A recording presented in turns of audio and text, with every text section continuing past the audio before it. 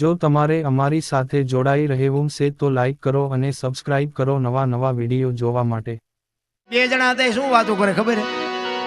એક જણો હતો ને કે ધરતીકંપ તો થવાનો જ હતો। હું તો એના હામું જોઈ રહ્યો, મેં કહ્યું આ તો પોતે ભગવાન હોય એવી વાત કરે। બીજો હતો એ શું કે ખબર, એ કે કેવી રીતે તને ખબર હે? કે ના, કે મને ખબર। કેવી રીતે? એ કે શેષનાગની ઉપર, શેષનાગની ફેણ ઉપર ધરતી છે અને શેષનાગ કે થાકી રહ્યા હતા ને એટલે કે પડખું ફેર્યું તેમાં ધરતી હેલી। એટલે મેં કીધું સકડામાં આવવું છે કે ઉતરી જવું છે? તે દી પાછા ન વળે, અત્યારે પાછા વળે। હા નો તો હમાતો હા મારા રામ ઘરમાં તમે જો 15 વર્ષના સંબંધ બગડી ગયેલા, ધરતી આમાં આંસકો માર્યો ને એક તો પેલા રાંધીને બધા ખાવા માંડ્યા। આપણે ઘણું સમાધાન કોને કર્યું? ફરતા ગામના મથ્યા હતા, સમાધાન ન થયું। ધરતી આમ કહીને આમ કર્યું ને તો બધા એક તે પેલા અહીંયા જ ખાતા જ કે અમે અહીંયા જ તે ઘર નહોતા હાંગરતા। મારા રામ ઈશ્વર ધારે તો શું ન કરી શકે ભલા? પણ હવે આપણને ભરોસો નથી। 2 દિન 5 દિન થાય પાછા હતા એવા ને એવા ભૂલી જાય છે।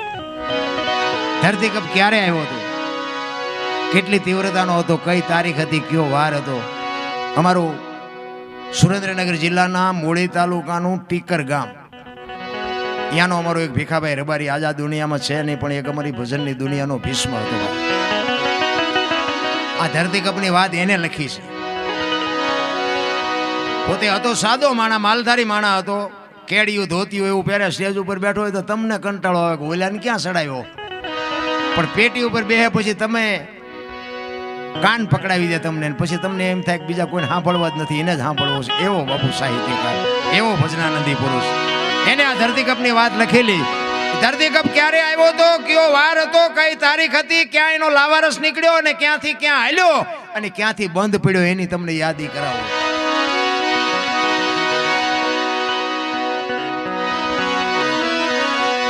2001ની સાલ 26મી જાન્યુઆરી સવારના 8:46 6.9 પ્રિન્ટા ધરાવતો આંચકો લાગ્યો। એનો લાવારસ ક્યાંથી નીકળ્યો? કચ્છમાં ભુજથી ઈશાનની દિશા ઉપર 20 કિલોમીટર છે એટલે ધરતી તોડીને લાવારસ નીકળ્યો અને ત્યાંથી બાપુ એ આંચકો હાલ્યો અને આંચકો ક્યાં ક્યાં હાલ્યો અને ક્યાં આવીને બંધ પડ્યો એની તમને યાદી કરાવું। પ્રથમ ભાગે જ્યાં પ્રગટ થયો કચ્છમાં ધ્રાંગ લોડાઈને ધ્રુજાવતો, ભુજને લીધો ભરડો, અંજારને આટો ફરી ખીડોય નાખ્યું ખખડાવી, ભચાઉને કર્યું ભાંગીને ભૂકો, રાપરને રમ ઢોળતો, સામખિયાળીને નોરવા દીધી શાન કે ભાન, કેર કર્યો કારો, ચૂથી નાખ્યો ચકલાનો માળો, બચાવો બચાવોની થાય કિકિયારી, નથી બચવાની ક્યાંય બારી।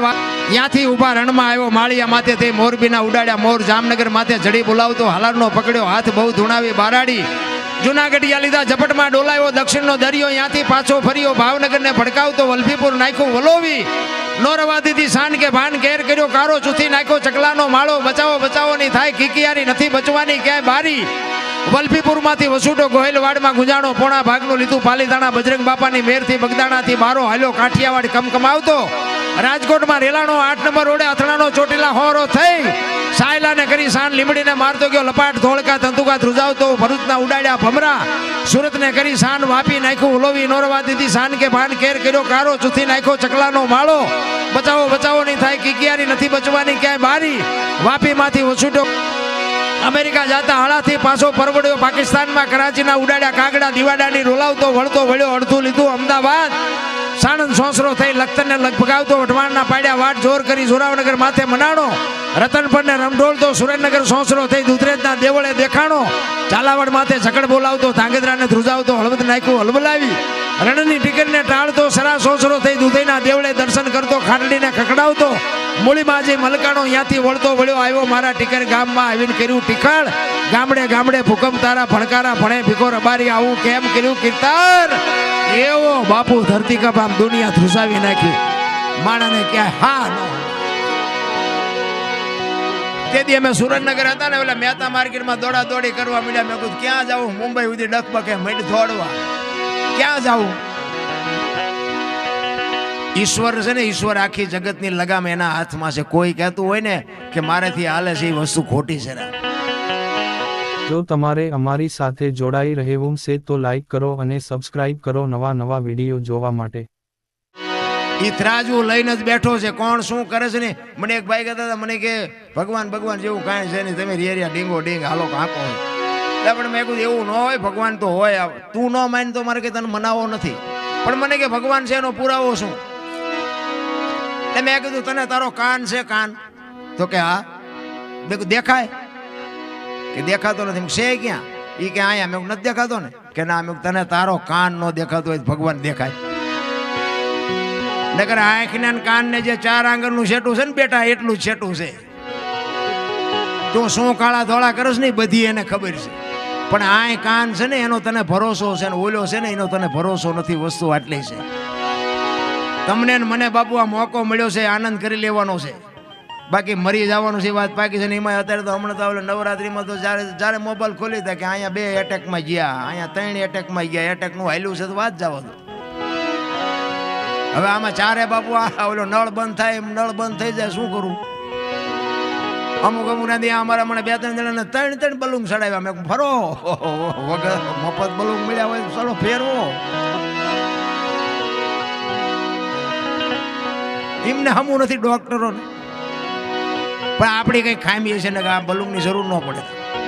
આના જો બલૂન બાપુ જો ભજનનો શબ્દ એક અડ્યો હોય ને, હું નથી માનતો કે એટેક બેટેક આવે બાપુ, તો પછી આ દુનિયામાં માવડીઓ પૂજાય છે, ભગવાન પૂજાય છે, તો આમને કોણ દીવો કરે?